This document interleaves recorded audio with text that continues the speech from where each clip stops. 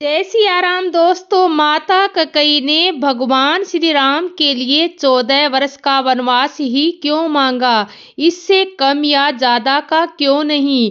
क्योंकि रावण की आयु मात्र 14 वर्ष ही बची थी।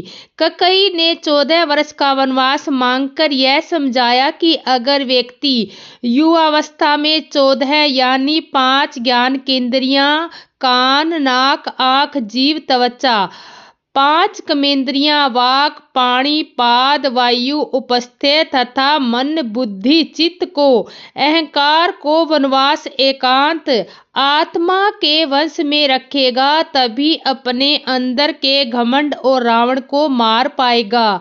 दूसरी बात यह थी कि रावण की आयु में केवल 14 ही वर्ष शेष थे। प्रश्न उठता है कि यह बात कैकेयी कैसे जानती थी? यह घटना घट तो रही थी अयोध्या में, लेकिन योजना देवलोक की थी। कोप भवन में कोप का नाटक हुआ। कैकेयी को राम पर भरोसा था, लेकिन दशरथ को नहीं था। कैकेयी उन्होंने पुत्र मोह में अपने प्राण गंवा दिए। कैकेयी को राम पर भरोसा था और कैकेयी के हर जगह बदनाम हो गई और असुजु पिटारी तासु सिर गई गिरा मती फिरी। सरस्वती ने मंथरा की मति में अपनी योजना डाल दी। उसने कैकेयी को वही सब सुनाया समझाया और कहने को उकसाया। उसने कैकेयी को वही सब सुनाया समझाया और कहने को उकसाया जो सरस्वती को करवाना चाहती थी। इसके सूत्रधार स्वयं श्री राम थे। उन्होंने ही यह योजना तैयार की थी। माता कैकेयी यथार्थ जानती थी कि जो नारी युद्ध भूमि में दशरथ के प्राण बचाने के लिए अपना हाथ रथ के धुरे में लगा सकती है, रथ संचालन की कला में दक्ष है, वह राजनैतिक परिस्थितियों से अनजान कैसे रह सकती है? कैकेयी चाहती थी कि मेरे राम का पावन यश 14 भुवनों में फैल जाए और यह बिना तप और बिन रावण वध के संभव नहीं था। कैकेयी जानती थी कि अगर राम अयोध्या के राजा बन जाते हैं तो रावण का वध नहीं कर पाएंगे। इसके लिए वन में तप जरूरी थी। कैकेयी चाहती थी कि राम केवल अयोध्या के ही सम्राट न बनकर रह जाएं, यह विश्व के समस्त प्राणियों के हृदय के सम्राट भी बने।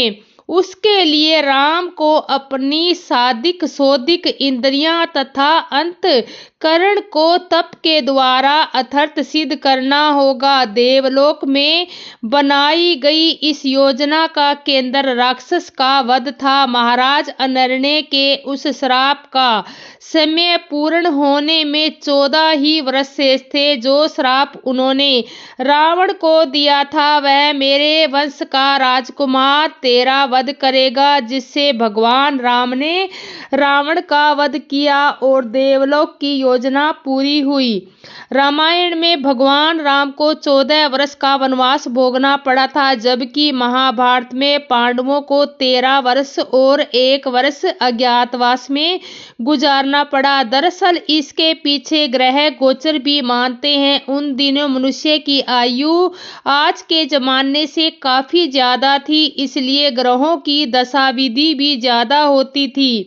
शनि चालीसा में लिखा है, राज मिलत बन राम ही दिनहा ककहू की मति हरि लीना। यानी शनि की दशा के कारण कैकेयी की मति मारी गई और भगवान राम को शनि के समयावधि में वन वन भटकना पड़ा और उसी समय रावण पर भी शनि की दशा आई और वह राम के हाथों मारा गया। यानी शनि ने अपनी दशा में एक को कृति दिलवाई और दूसरे को मुक्ति। राम को प्यार करने वाली कैकेयी माता जैसी कोई दूसरी माता नहीं थी। संत कहते हैं कि एक दिन राम खेलते खेलते पीछे से आकर माता कैकेयी की आंख बंद करके बोले, माँ माँ बोलो कौन है। माता कैकेयी ऐसा सोच भी नहीं सकती थी कि मेरा राम ऐसा करेगा। माता ने कहा, मुझे पता है तुम लक्ष्मण हो। राम बोले, नहीं माँ, मैं तो राम हूँ। राम बोले, माँ आज तू मुझसे हार गई, मैं जीत गया। कैकेयी राम को गोद में बिठाकर बोली, आज मेरा राम जीत गया और मैं हार गई। मुझे बहुत खुशी हो रही है कि आज मेरे राम ने अपनी माँ को हरा दिया। माँ कैकेयी बहुत खुश होकर बोली, बताओ राम तुम्हें क्या चाहिए? आज तुम जो मांगोगे मैं तुम्हें वही दूंगी। राम बोले, सच माँ, मैं जो मांगूंगा वह तुम दोगी न? हाँ राम, आज तुम मेरा प्राण भी मांगोगे तो मैं तुम्हें प्राण भी दे दूंगी। राम बोले, माँ मुझे जो चाहिए उसे संसार में आपको छोड़कर और कोई नहीं दे सकता। कैकेयी माता ने कहा, बोलो राम, बोलो तुम्हें क्या चाहिए? राम बोले, माँ जब पिताजी मेरे लिए राजसत्ता की बात करेंगे तब आप उस समय मेरे लिए वनवास मांग लेना। माँ बोली, क्यों? राम बोले, माँ आपका राम जिस काम के लिए धरती पर आया, यदि वह वन नहीं जाएगा तो आपके राम का काम पूरा नहीं होगा। कैकेयी माँ राम की यह बात सुनकर सहम गई और बोली, तुम्हें पता है राम, मेरे यह वर मांगने से और तुम्हारे वन जाने से मेरे मांग का सिंदूर मिट जाएगा। मेरा बेटा भरत मुझे माँ कहना छोड़ देगा। दुनिया वाले मुझे क्या क्या कहेंगे ये तुम जानते हो। फिर कुछ सोचकर कैकेयी बोली, कोई बात नहीं राम, यदि इस कैकेयी के समाप्त होने से मेरे पुत्र राम का काम बन जाएगा तो तुम्हारे लिए मैं एक नहीं 1000 जन्म लेने के लिए तैयार हूँ। यह वर मैं अवश्य मांगूंगी। भगवान श्री राम का ही इसका मुख्य कारण थे, क्योंकि भगवान श्री राम नहीं माता कैकेयी को यह सब करने के लिए कहा था। भले ही यह बात तुलसीकृत रामायण में ना लिखी हो, लेकिन यह सच्चाई है। एक बार प्रभु श्री राम अकेले बगीचे में बैठे थे झूले पर और वह भी उदास। तभी माता कैकेयी उनके पास आई और उनकी उदासी का कारण पूछा कि हे राघव, तुम उदास क्यों हो? तब भगवान ने कहा, नहीं माँ, मैं उदास नहीं हूँ, आपको ऐसा क्यों प्रतीत होता है? तब माता कैकेयी ने कहा, हे राघव, तुम सबसे झूठ बोल सकते हो लेकिन मुझसे नहीं। मुझे पता है तुम उदास हो। जब बार बार माँ ने आग्रह किया तो प्रभु श्री राम ने कहा कि हे माता, मैं इस संसार में खाली यह राजसी सुख भोगने के लिए नहीं आया हूँ, बल्कि इसके अलावा भी मुझे बहुत कुछ करना है। इसके लिए मुझे अयोध्या से दूर जाना होगा। तब माता कैकेयी ने कहा, ऐसा कौन सा कार्य है जो तुम अयोध्या में रहते हुए नहीं कर सकते हो? तो भगवान श्री राम ने बताया कि माता, अनेक ऋषि मुनि ने मेरे दर्शन की अभिलाषा में अनेक जन्मों से तप किए हैं और अभी भी कर रही है। वह भी वनों में बैठकर अपना सब कुछ त्याग कर और इसी अभिलाषा में अब तक जीवित है कि एक दिन प्रभु हमें अवश्य दर्शन देंगे। जिन इन जंगलों में तप कर रहे हैं, बैठकर उन जंगलों में उन्हें राक्षस बहुत सता रहे हैं, लेकिन फिर भी वह इसी आस में बैठकर तप करे जा रहे हैं। प्रभु इन राक्षसों से हमारी रक्षा करने अवश्य आएंगे। और दूसरा कारण यह है कि उन्हें पता है कि प्रभु भगत वत्सल है और वह सदा हमारा हित चाहने वाले हैं। तुझे प्रभु इन राक्षसों का संहार करने आएंगे इन वनों में, तब हम उनके दर्शन अवश्य होंगे। हे माता, तुम मुझे वनों में जाना चाहिए या नहीं, या मुझे यहाँ बैठना चाहिए चैन से? और वैसे भी रावण के अत्याचार दिन पर दिन बढ़ते जा रहे हैं और मैंने उसका वध करने के लिए इस धरती पर जन्म लिया है, वह महादुष्ट ऋषि मुनियों, नारियों, मनुष्य, देवताओं, साथ ही साथ इस धरती माँ के हर प्राणी को सता रहा है और उसका वध मेरे हाथों होना है, क्योंकि उन्होंने ब्रह्मा से वरदान प्राप्त किया है कि मेरा वध किसी देवता न होकर एक साधारण मनुष्य से हो। इसलिए हे माता, मुझे अयोध्या से दूर जाना ही होगा। अयोध्या से दूर जाने के लिए कोई कारण तो होना चाहिए, जो मुझे अब सूझ नहीं रहा है। और वैसे भी कौन मुझे अपने से दूर करना चाहेगा, जिससे मैं यह बात कहूँगा और कोई नहीं मानेगा। और मुझे वैसे भी राजसी भेष में नहीं जाना है, बल्कि एक साधारण मनुष्य के रूप में जाना है, जो उन ऋषि मुनियों को यह सुख दे सके कि वह किसी राजा से नहीं मिल रहे, बल्कि जिनकी वह आराधना कर रहे हैं, जिस रूप में उसी रूप में उनके आराध्य उनके सामने प्रकट हुए। और एक राजा अलग किसी नगर में जाता है या वन में जाता है, तो वह उन साधारण और प्रेम युवक व्यक्तियों से ही मिल पाता है, जो उसे इसलिए प्रेम नहीं करते वह एक राजा है, बल्कि इसलिए प्रेम करते हैं कि वह उनसे प्रेम करता है और उनके दुख सुख को सुनता है। मुझे उन लोगों के बीच में जाकर उस प्रेम को महसूस करना है जो वह मुझसे करते हैं, जो एक राजा होने के नाते मैं नहीं कर सकता हूँ। और दूसरा कारण वन में जाने का यह है कि पिता महाराज को एक संत का श्राप लगा है। श्रवण कुमार के पिता का जब पिता महाराज एक दिन जंगल में शिकार करने गए, तब उन्होंने गलती से श्रवण कुमार को तीर मार दिया था। श्रवण कुमार नदी में अपने माता पिता के लिए जल भर रहा था। उनकी प्यास बुझाने के लिए पिता महाराज ने समझा कि कोई जानवर नदी के किनारे जल पी रहा है। तब उन्होंने शब्द वेदी बाण छोड़ दिया और वह तीर श्रवण कुमार की छाती में जाकर लग गया, जिससे उसकी मृत्यु हो गई। जब पिता महाराज वहां पहुंचे और उन्होंने देखा कि उनका तीर एक ब्राह्मण कुमार के लग गया है, उस ब्राह्मण ने कुछ ने पूछा कि हे राजन, मैंने तुम्हारा क्या बिगाड़ा था जो तुमने मुझे तीर मार दिया?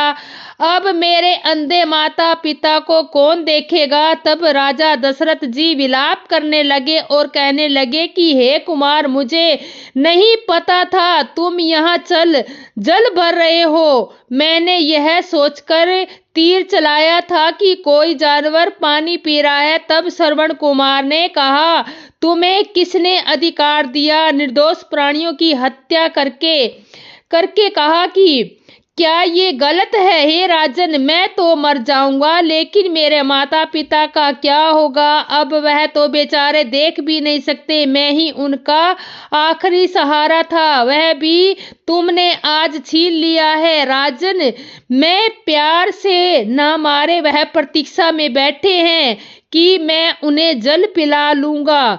अब मैं तो मर रहा हूँ, अब तुम यह कार्य करना होगा, मेरे माता पिता को जल अवश्य पिलाना, नहीं तो बिना जल के मर जाएंगे। यह कहते श्रवण कुमार ने अपने प्राण त्याग दिए। तब राजा दशरथ उनके माता पिता के पास गए, उन्हें जल पीने के लिए आग्रह करने लगे। तब उन्होंने पूछा, हमारा पुत्र कहाँ है?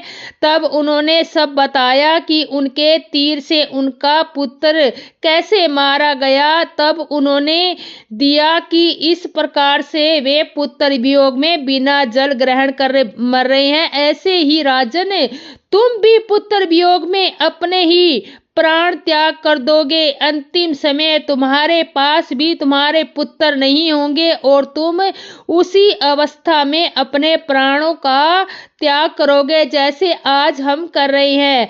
तो हे माता, अगर मैं यहाँ पर रहा तो उन संत का श्राप सत्य नहीं होगा और मेरे पिता जीवन भर इसी ग्लानि से भरे रहेंगे कि उन्होंने एक निर्दोष ब्राह्मण की हत्या कर रखी है और इस बात से कभी मुक्त नहीं हो पाएंगे और कब पता नहीं उस संत का श्राप सत्य हो जाए और वह कभी भी चैन से जीवन नहीं जी पाएंगे और न ही जी पाएंगे। उन्होंने यह बात सिवाय आपके अलावा किसी को बताए बिना इस बात का भी मुझे क्यों नहीं है ग्लानि। माता कैकेयी ने इस बात को याद करके रोने लगी कि हाँ राघव, मैंने एक बार महाराज को चिंतित देखा तो बहुत पूछने पर उन्होंने यह बात मुझे बताई थी, लेकिन इस वचन के साथ ही मैं यह बात किसी को नहीं बताऊं। लेकिन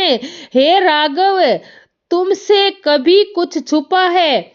तुम चिंता मत करो, यह तुम्हारा कार्य अब यह माता करेगी।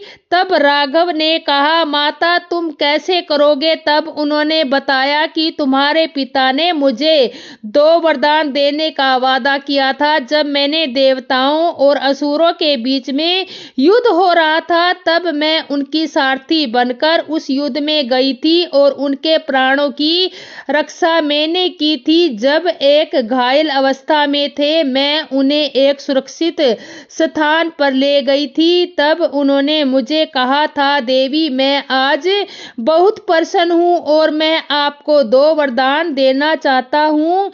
तब मैंने कहा था कि महाराज पहले आप स्वस्थ हो जाए, वरदान तो बाद में भी दिए जा सकते हैं। तब से वह वरदान महाराज के पास ही धरोहर के रूप में है, तो मैं इन वरदानों के द्वारा ही तुम्हारा यह कार्य कर दूंगी। तो भगवान ने पूछा कि माता ऐसा कैसे करोगी? और तब माता कैकेयी ने कहा कि तुम इसकी चिंता मत करो, मैं इस प्रकार से वरदान मांगूंगी जिससे तुम्हें महाराज खुद ही क्या छोड़ने पर मजबूर करेंगे, वह भी 14 वर्ष के लिए, क्योंकि उस समय रावण की आयु 14 वर्ष शेष बची थी। तब भगवान श्री राम ने कहा, माता तुम्हें सारा संसार अपयश देगा और तुम्हारा नाम लेना भी पाप समझेगा, तुम यह सब कैसे सह पाओगी? नहीं नहीं माता, तुम ऐसा मत करो, तुम आने वाले युगों तक अपयश का भागी बनोगी। तुम्हें सब गलत ही समझेंगे और बहुत कुछ गलत बोलेंगे, तुम यह सब कैसे सह पाओगी? माता नहीं नहीं माता, तो ऐसा मत करो। माता ने कैकेयी ने, हे राघव तुम तुच्छ बात, मगर मेरा अपयश होने से तुम्हारा यश बढ़ता है तो यह तो मेरी खुशी की बात है। अगर मेरे इस कार्य से तुम्हारे चेहरे पर मुस्कान आती है तो इससे बड़ी बात मेरे लिए और क्या हो सकती है।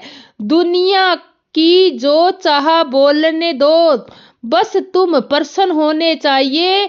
मुझे किसी की परवाह नहीं है, बस मुझे तुम्हारी परवाह है और तुम इसलिए रोक रहे हो कि ना कि क्योंकि मैं तुम्हारी सगी माँ नहीं हूँ। अगर माता कौशल्या यह कार्य करने को कहती या तुम भी उसे रोकते, तब श्री राम प्रभु की आंखों में आंसू आ गए कि माँ, मैंने कभी तुम्हें और कौशल्या माँ में कोई फर्क नहीं करा, ऐसे कैसे बोल सकती हो? मगर माँ, चाहे कौशल्या माँ हो, चाहे सुमित्रा माँ हो, चाहे तुम हो, मेरे लिए सब एक समान है। माँ, ऐसा कहकर तो मुझे अपने से दूर करना चाहती हो।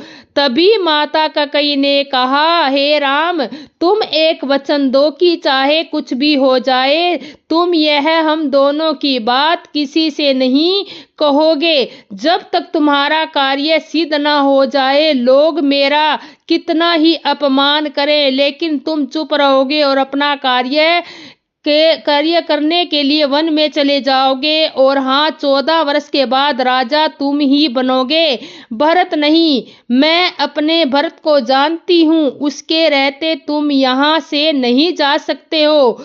तो इसलिए मैं सबसे पहले उसे उसके नैनीहाल भेजती हूँ, उसके बाद तुम्हारे वन में जाने की व्यवस्था करती हूँ, क्योंकि उसके रहते हुए हमारा यह प्रयास कभी सफल नहीं होगा। तब श्री राम ने कहा, जब भरत को पता चलेगा कि उसकी माँ की वजह से उसके बड़े भैया जिन्हें वह भगवान की तरह मानता है, उन प्रभु श्री राम को वनवास भेज दिया गया है, तो वह आपको बहुत अधिक क्रोध करने लगेगा और आपको ही दोषी मानेगा। शायद आपको आपसे बात करना भी छोड़ दे और आपका सामना भी कभी ना करे, तो आप कैसे सह लोगी? माता, आप तो भरत को जानती हो, उसे मेरे सिवा और कुछ नहीं सूझता, मेरे ही सुख में सुख मिलता है। माता कैकेयी ने कहा, मुझे यह पता है, तभी तो मैं पहले उसे नैनीहाल भेज रही हूँ और फिर बाद में तुम्हें वन में भेजने के लिए महाराज से कहूंगी। चाहे भरत मुझसे कितनी ही नफरत करे, मुझे उसकी परवाह नहीं है, क्योंकि मुझे पता है वह मुझसे भी अधिक प्रेम करता है। उसकी नफरत में मुझे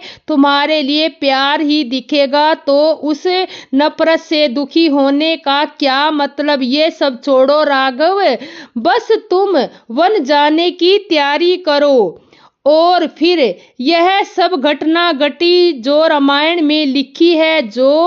जो लोग माता कैकेयी और मंथरा को दोषी ठहराते हैं, वह बहुत गलत करते हैं। माता कैकेयी जैसा त्याग इस संसार में कोई नहीं कर सकता है। उन्होंने तो ऐसा कार्य किया है, शायद माता कौशल्या वह कार्य ही हिम्मत न कर पा सकती थी।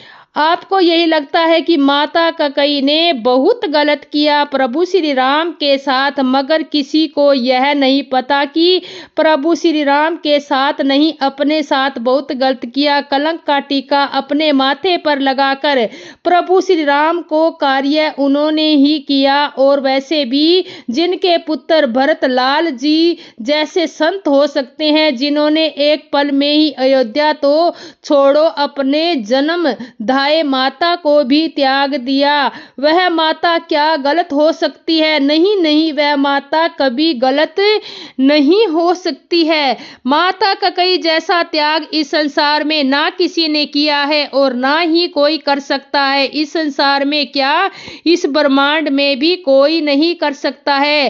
करने की तो छोड़ो, कोई सोच भी नहीं सकता है। कौन करेगा फिर भी ऐसा कार्य जिसे उसके युग में, क्या हर युग में यह कलंक सहना पड़े? उसकी वजह से ही प्रभु श्री राम को कष्ट हुआ, कोई नहीं कर सकता था। जो माता कैकेयी जो गलत कहते हैं, उन सब से हाथ जोड़कर निवेदन है कि ऐसा ना करें, क्योंकि उनके ऐसा करने से कलंक माता कैकेयी को नहीं बल्कि खुद पर लग रहा है। इसलिए माता कैकेयी के त्याग को आपको, हमें सबको समझना चाहिए, ना कि उन्हें गलत बोलना चाहिए। रामायण काल के समय में नियम था कि अगर कोई राजकुमार 14 वर्ष के लिए राज सिंहासन का अधिकार छोड़ दे तो उनको बाद में राजा बनने का कोई अधिकार नहीं रहेगा। इसलिए माता कैकेयी ने भगवान श्री राम के लिए 14 वर्ष का वनवास मांगा, मगर राजकुमार भरत ने ऐसा होने नहीं दिया। 14 वर्ष तक उन्होंने भी वनवासी के जैसा जीवन व्यतीत किया और 14 वर्ष बाद भाई को उनका सिंहासन लौटा दिया। माता कैकेयी ने केवल 14 वर्ष के वनवास ही क्यों मांगा? इसका असली कारण ये माना जाता है कि माता कैकेयी ने अपने पुत्र को यह शिक्षा दिया था कि युवा उम्र में अगर 14 वर्ष तक पंचेंद्रिय, पंचकर्मेंद्रिय, अहंकार आदि को वश में रखने का अभ्यास किया जाए तो ही रावण का वध हो सकता है। कैकेयी ने राजगुरु वशिष्ठ ने मशविरा करके ही राम के लिए दशरथ से 14 वर्ष का वनवास मांगा था। वशिष्ठ जानते थे कि राम का जन्म रावण को मारने के लिए ही हुआ है।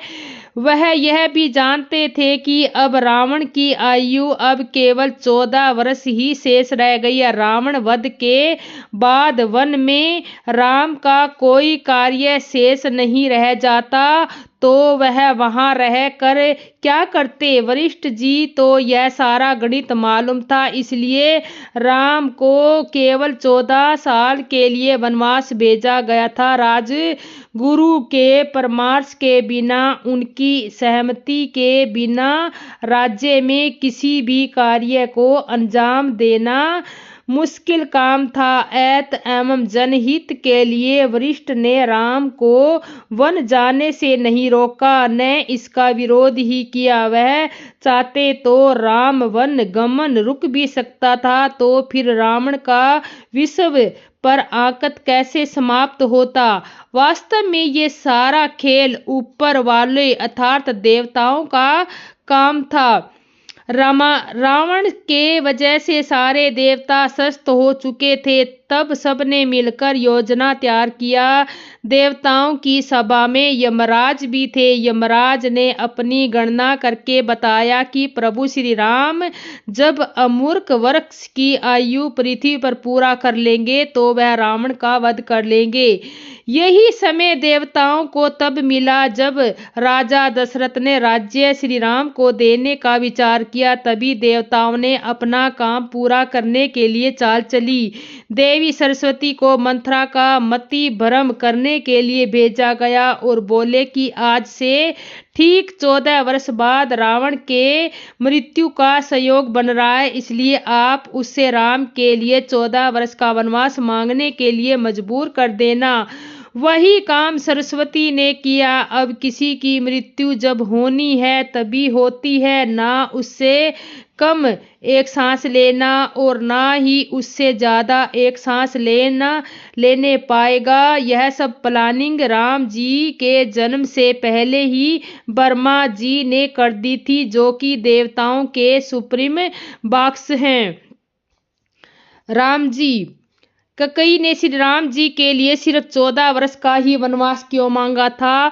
वो तो आजीवन वनवास भी मांग सकती थी। कैकेयी ने श्री राम के लिए 14 वर्ष का ही वनवास मांगा क्योंकि उसका उद्देश्य राम को हमेशा के लिए हटाना नहीं था। वह चाहती थी कि इस अवधि में भरत राजा बन जाएं तो सत्ता उनके पास स्थिर हो जाए। उस समय 14 वर्ष बहुत लंबा समय माना जाता था। कैकेयी को लगा कि इतने वर्षों में लोग भरत के शासन के आदी हो जाएंगे और राम का अधिकार कमजोर हो जाएगा। आजीवन वनवास मांगना अत्यंत क्रूर माना जाता है, इससे दशरथ शायद वचन तोड़ देते। कैकेयी जानती थी कि दशरथ धर्म का पालन करेंगे, इसलिए उसने ऐसी मांग रखी जो कठोर भी लगे और स्वीकार भी हो जाए। यह कथा रामायण में राजनीतिक, मनोविज्ञान और मानवीय कमजोरियों को स्पष्ट रूप से दिखाती है।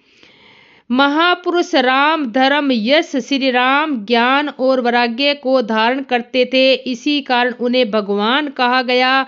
और उपरोक्त 6 गुण भगवान होने के लिए मुख्य है। जो श्रेष्ठ पुरुष होते हैं वो ईर्ष्या, क्रोध आदि दुर्गुणों से कोसों दूर होते हैं और ये दुर्गुण अधर्म के अंतर्गत हो जाते हैं। यदि राम ऐसा करते हैं तो भगवान का पहला मुख्य गुण नष्ट हो जाएगा और वो भगवान नहीं रह पाएंगे। दूसरे धर्म के 10 लक्षणों में दूसरे नंबर पर क्षमा का विधान किया गया है। 14 वर्ष से अपनी जमीन से, अपने गांव से दूर रहने से व्यक्ति का अधिकार खत्म हो जाता है तथा उस व्यक्ति को फिर से उस जगह इतना जन समर्थन भी नहीं रहता। आपने एक देसी कहावत शायद सुनी होगी जो अक्सरों गांव में ही कही जाती है, 12 साल में तो पूरे घुरे पर भी मकान बन जाते हैं। अर्थात 12 साल में जमाना बदल जाता है और जो धूरा है अर्थात जहाँ पर घर का कूड़ा करकट और गाय बैल भैंस की गोबर इकट्ठी करी जाती है, वहां तक गांव की आबादी आ जाती है। अतः घूरे को भी स्थानांतरित करना पड़ता है और जमीन किसी और के पास चली जाती है। आज भी किसी व्यक्ति को गुम जाए और न लौटे तो कम से कम 7 साल तक उसको मरा नहीं माना जाता और उसका ही अधिकार चलता है संपत्ति पर। मगर आज भी आप किसी भूमि पर लगातार 12 साल तक अधिकार स्थापित कर देते हैं तो वैज्ञानिक रूप से वह भूमि आपकी हो जाती है। हो सकता है नए कानूनों में कुछ फेरबदल हो गई हो, लेकिन जिन लोगों में किराएदार व मकान मालिक का झगड़ा चल रहा होता है उसमें से तरफ से कानूनी प्रवास होती है। कुल मिलाकर राम को कौशल राज्य से बेदखल करना ही मुख्य लक्ष्य था और उत्तराधिकारी राम का जनमानस में जन समर्थन खत्म करके उसे आम आदमी बना देना था। वनवास इसलिए था कि इतने समय में राजकुमार भरत राजधानी अयोध्या पर बेहतर ढंग से स्थापित हो जाएंगे और राम को लोग भूल जाएंगे। ये दोनों ही उद्देश्य थे। राम को 14 साल वनवास के अभी संपूर्ण हुए। रामायण के धारावाहिक में भी दशरथ के पूछने पर कैकेयी ने इसका उत्तर दिया है। वास्तव में भरत ने ही कैकेयी और मंथरा का मंत्र असफल किया, क्योंकि उनके मन में भाई के लिए आदर सत्कार श्रद्धा थी। वहीं महाभारत में शुरू से ही दुर्योधन और धृतराष्ट्र के मन में पांडवों के लिए न सम्मान था न उनका अधिकार। राजगद्दी पर मानते थे, जबकि समाज